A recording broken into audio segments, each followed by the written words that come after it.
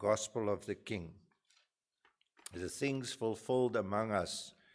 And as I said, Luke starts off his gospel by saying that he's drawn up a carefully studied account, a carefully selected account of things that he had heard, things that have been told him, things that he heard from eyewitnesses, and he put it all together and he produced his own gospel. And he wants us to focus on the fact that there are many things that have been predicted, prophesied in the Old Testament and had been fulfilled. Now, the question this morning when we say the message is the gospel of the King is, what is the gospel? And you would think, well, that's a simple thing to answer, but it's not. What is the gospel? Many people think the gospel is an invitation. They think it's an invitation. Believe in Jesus and then you will be saved. They think that is the gospel. The gospel is actually an announcement. The gospel is a declaration. The gospel is something which a king, he sends, when a king is going to go through a city in the olden days, he would send a man on horseback, or maybe more than one, with a trumpet, and he would ride into the village and he would take out his trumpet and blow the trumpet, and the whole village would gather and he would announce the arrival of the king. That's actually what the gospel is. It's an announcement that the kingdom of God is at hand. Jesus' first words when he started his public ministry preaching was what? The kingdom of God is at hand. Repent and believe the good news. And that's what the gospel is. It's a declaration. And so when we read in verse 10 of chapter 2, we have the angel saying to the shepherds, do not be afraid. I bring you good news of great joy that will be for all the people.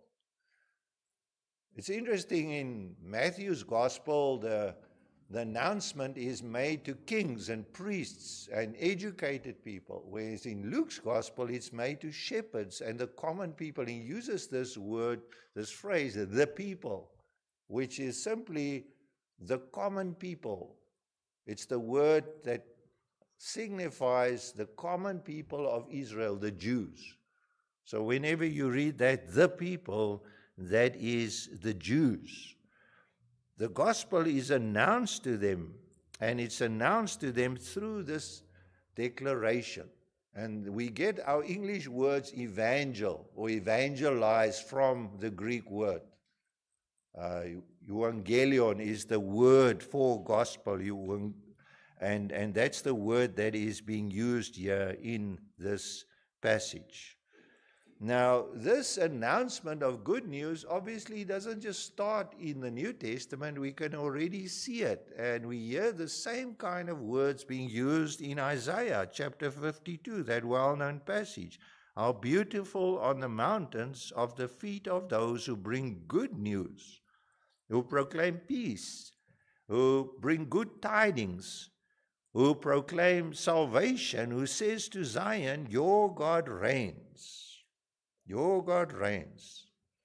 And again, that is a political declaration. It's the announcement of a king that's going to rule over his kingdom. And the center of his kingdom is that great city called Zion, the city of God.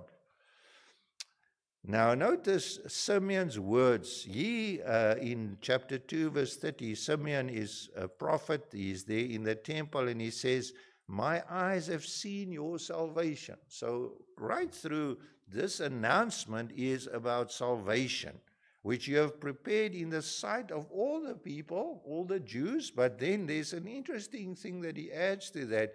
And he says it's also a light for revelation to the Gentiles. So the gospel is not only for Jews, it's also for the Gentiles. And it's been prepared in the sight of God's people for the glory of Israel. That's what Simeon says. So let's have a look at what the gospel tells us. And there's 4 things I want to briefly mention this morning. The first is the subject of the gospel. What is this good news? What is the central focus of this good news, the gospel? Anybody feeling brave enough to answer out loud? It's either two answers you give. It's either context, if you're not sure, or Jesus. All right, so the subject of the gospel is Jesus. Notice in verse 11, today in the town of David, which is not just a throwaway phrase, it's the town of David, the Savior has been born, and his name is Christ the Lord. In other words, in Bethlehem, Christ, the Messiah, the anointed one, is born. And he's from the line of David because he is born in the town of David.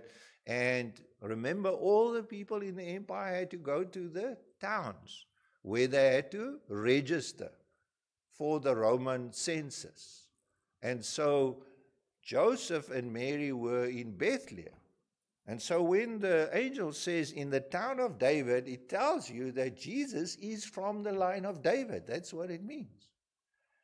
And he is the Savior, and he is Christ, and he is divine. He is the Lord. The word there, the Lord, as I said on Christmas Day, it doesn't mean sir. It means kurios. It means he is divine. He is Christ the Lord. It's like Psalm 110 that says, Yahweh says to my Lord, sit at my right hand. And the word there from the Hebrew is Adonai. And in Greek it's kurios. And the work of Jesus is to save his people. But notice for us in South Africa, maybe our main focus when we think of the work of Jesus is personal salvation.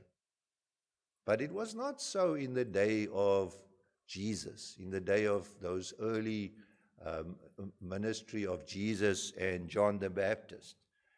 For them, the Messiah was a very political figure. He was a man who would come and deliver his people. And you hear it in the words of the people who spoke about the birth of Jesus. When Mary says, my spirit rejoices in God, my Savior, that sounds very personal. But notice in John the Baptist's father, Zechariah, what he says. He says, praise to the Lord, the God of Israel, because he has come and he has redeemed his people. Redemption means to set them free. Just like in Egypt, they were redeemed. And Simeon, the person I mentioned just now, my eyes have seen your salvation, where they were looking that which you have prepared in the sight of all the people.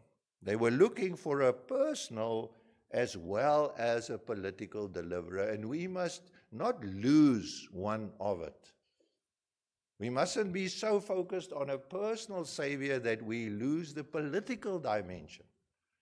And why is the political dimension important? Because there's a kingdom. It's called the kingdom of God. And the kingdom of God has a ruler, and his name is Christ the Lord. And we are part of that kingdom. And again throughout the prophets, we read that this new kingdom will be set up in the book of Daniel. A kingdom will be set up that will fill the whole earth. And a king will rule over it forever and ever. And this is what Jesus tells us. And this is what his work and his name, Savior, means.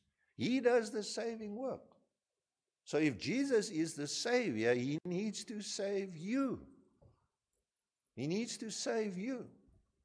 We sometimes also think that salvation means I make a decision for Jesus. A Savior is somebody who saves you.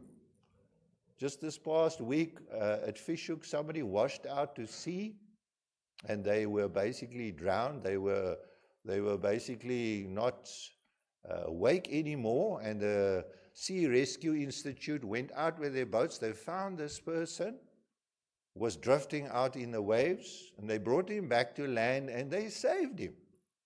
He made no decision. He was just floating in the waves. and he didn't know what was going on. And so this is something we need to understand, that there's a salvation that is brought about, but the agent of salvation is this person by the name of Jesus Christ. He tells us in the parable of the lost sheep, there are these 99 sheep, but the one is lost. So the shepherd goes and he finds the sheep and brings it back.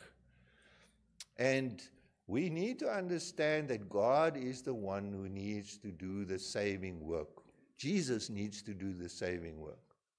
It's not a partnership. It's not like God does 90%, Jesus does 90%, and I do the other 10%. Or maybe God does 99% and I do 1%. No, we are dead in our sins and transgressions, and we are told that we are saved by the work of Christ. When you were dead in your sins and transgressions, in the foolishness of your mind, God made us alive in Christ. And so Jesus does this work. The word that is used is monergism. I don't know if you know the word monergism. It means one working. There's one working. I love that word. Synergism is when a group of people work together, like I said before, in a scrum. The 8 men push together. That's synergism. But when Jesus saves, it's a monergistic work. There's one working, only one. What is the origin of the gospel? Is this not something that the disciples devised? Is it maybe they had this nice camping lifestyle, camping out under the stars near the lake? They were fishing, hunting. Their wives were at home raising the kids, and they did the camping part, all the men. It sounds like ideal, you do all the fishing, the camping, the hunting, and you just were the bros out in the bush. No, that's not where it comes from. It wasn't that these guys, where Jesus was gone, they thought, we don't want to lose this. Let's carry on with our camping club. No, the origin of the gospel is from where? Notice verse 15. When the angels left them and had gone into the heaven, the shepherds said to one another, let's go to Bethlehem and see this thing that happened, which the Lord has told us about. Which the Lord has told us about. This announcement of the gospel and the content of the gospel is not something devised by man. It's something that comes from God. Paul, in his letter to the Romans, says, I'm a servant of Christ Jesus, called to be an apostle and set apart for the gospel of God. It is God's gospel. It's a gospel that God predicted many, many, many years ago, back in the Old Testament through the prophets, and now was the time when it was going to be fulfilled. It's God's ordained way for salvation. There's no other way. We cannot devise our own way. We say, we say these prayers, we go to certain spiritual or holy sites, we visit the graves of some spiritual men, we live a very ascetic lifestyle where we eat as little as possible, we treat our bodies harshly, and somehow through all of this we think we're going to come closer to God and earn our salvation. No, the gospel is a God-ordained thing. And it speaks about a God-ordained Savior. And He's given us this message already in the Old Testament. And as I already said, there's two aspects to this. There's a political deliverance and there's a spiritual deliverance. First of all, we need a new kingdom and a new ruler, but we also need our sins to be dealt with. And Isaiah speaks about this in that passage we read. It says, when the Lord returns to Zion, this is a spiritual idea. This city called Zion is where God's people live. Those who are without sin. They will see it with their own eyes. And they will burst into songs. For the Lord has comforted His people and has redeemed Jerusalem. And the Lord will lay bare his holy arm in the sight of the nations, and the ends of the earth shall see the salvation of our God. God lays bare his holy arm. You know what the holy arm of God is? It's the Messiah.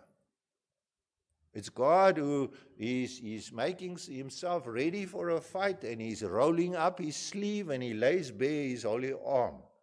And that arm is Jesus Christ. And he will redeem his people. And the only people that will be able to enter into Zion is the people who are holy, those who are able to walk on the way of holiness. In Isaiah 35, he says, the unclean will not journey on this way. Only those who are holy. But then, as I said, there's another kind of salvation, is that the Savior has to deal with our sins, because our sins stand between us and God. And that's why the servant song in Isaiah says, he took our infirmities, he carried our sorrows. We considered him stricken by God, smitten by him and afflicted, but he was pierced for our transgressions. He was crushed for our iniquities, and the punishment that brought us peace was upon him, and by his wounds we are healed. So there's these two aspects that you have to realize, that Jesus is a Savior from sin and from the penalty of sin, but he is also a king. He's also a Savior that will save us politically and bring us into a new kingdom. And the good news is about the Savior. Now, the question is, my dear friend, when you're here this morning, I believe you're here by divine appointment. And I can't see in your hearts whether you know the Lord. But what I do know is you've heard the gospel this morning. You've heard the announcement, the declaration that Jesus is the King. How will you respond? Because the gospel demands a response. What use is it if there's this wonderful gospel predicted in the Old Testament, declared in the New, and we've heard about it, and we go out here today and we say, what a wonderful gospel. We love this story. It's the great story of Christmas. How will you respond?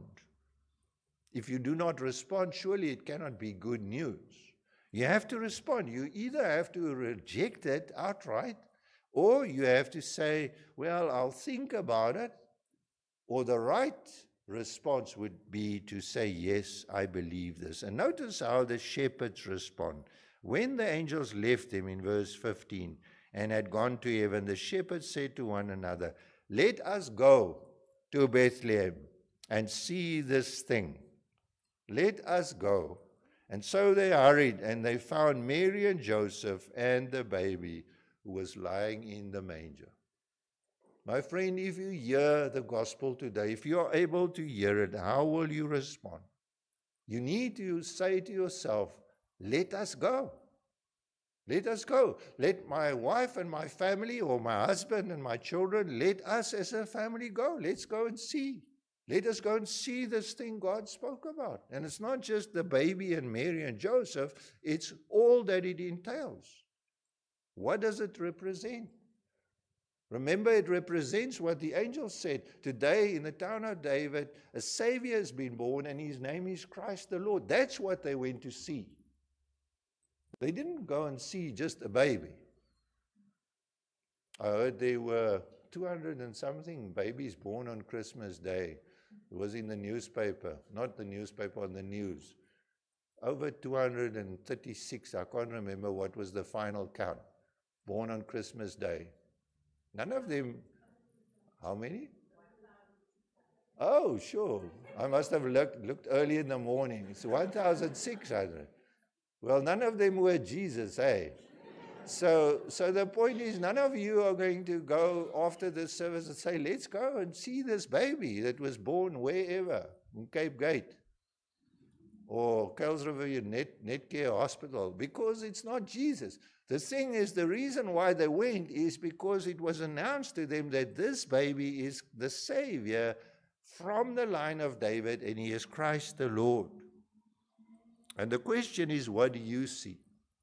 Do you see that?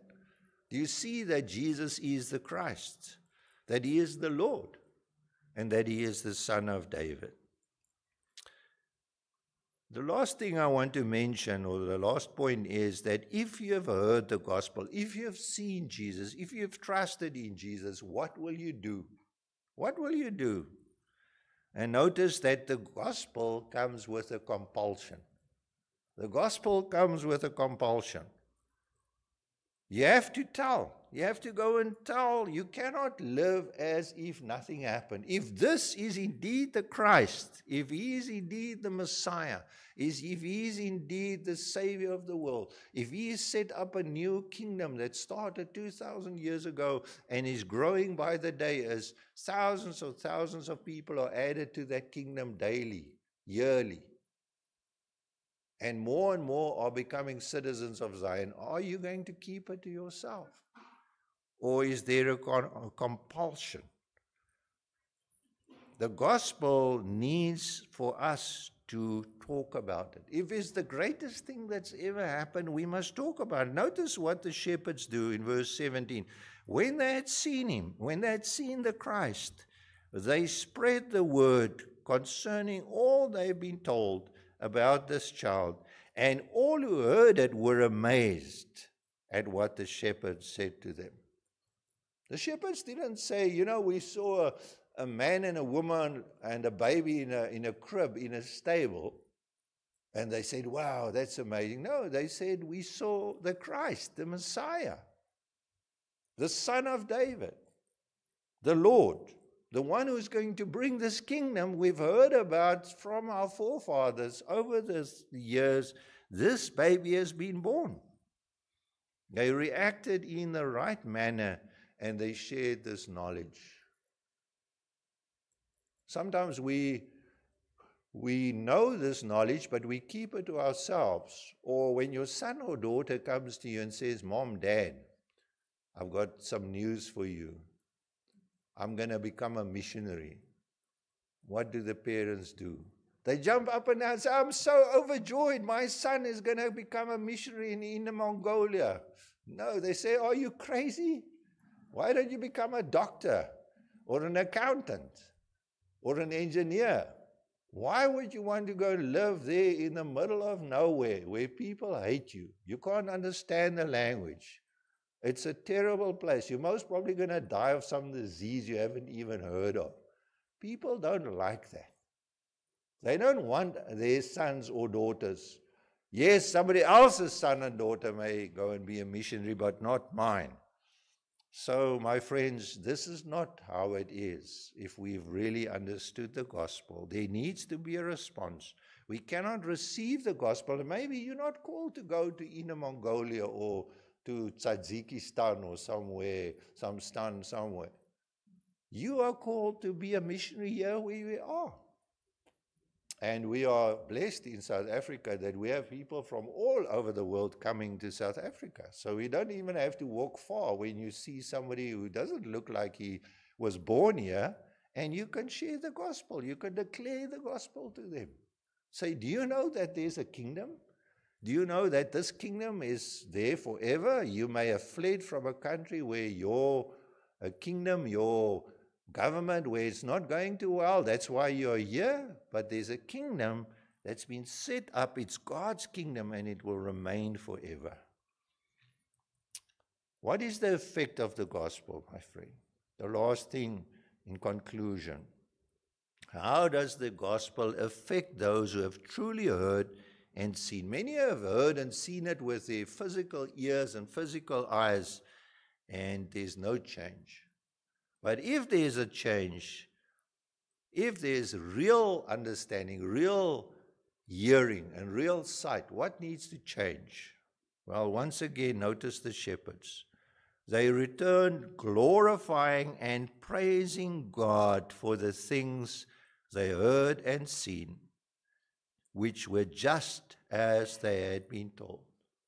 They were glorifying and praising God. How much do we praise and glorify God in the world that we live in? Does anyone at your work know that you're a Christian? A secret Christian, maybe.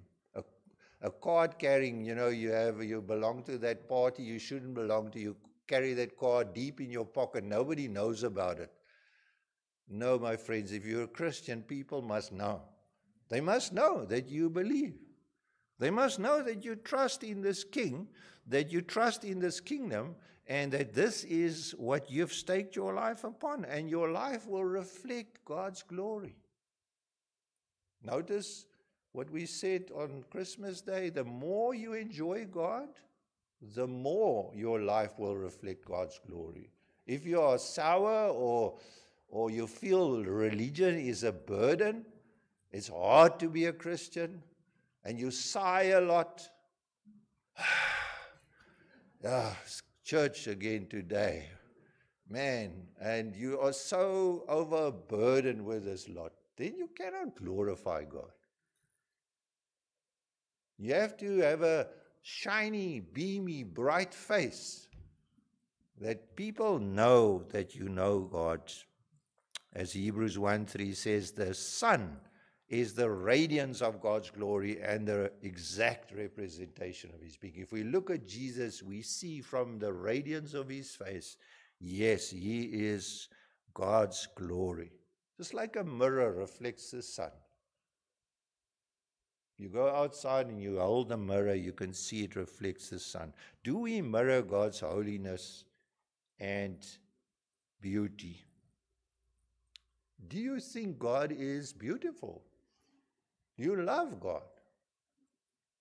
The more we do, the more we will reflect God's glory.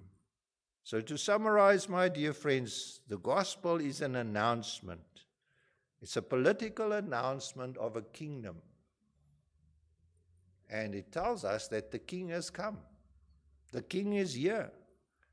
It concerns a person called a savior called Jesus the Christ. Its origin is from God. It's not a man-made thing. And the response is, let us go and see. Let us go and see. And the compulsion is, once we have been able to see and to understand, we will tell others. And the effect will be that our lives will change and our lives will glorify God. And there is nothing, if I have to live my life over again, the only thing I regret in my life, and I say this with all honesty, not to try and sound like a Pharisee, I'm just so sorry for those years I've wasted, those years which I didn't follow Jesus. I knew Jesus, but it took many, many years before my life really changed. And so, always putting it off, maybe next year, in primary school, in high school, maybe next year, at university. Yeah, I'm first going to have fun, make money, whatever.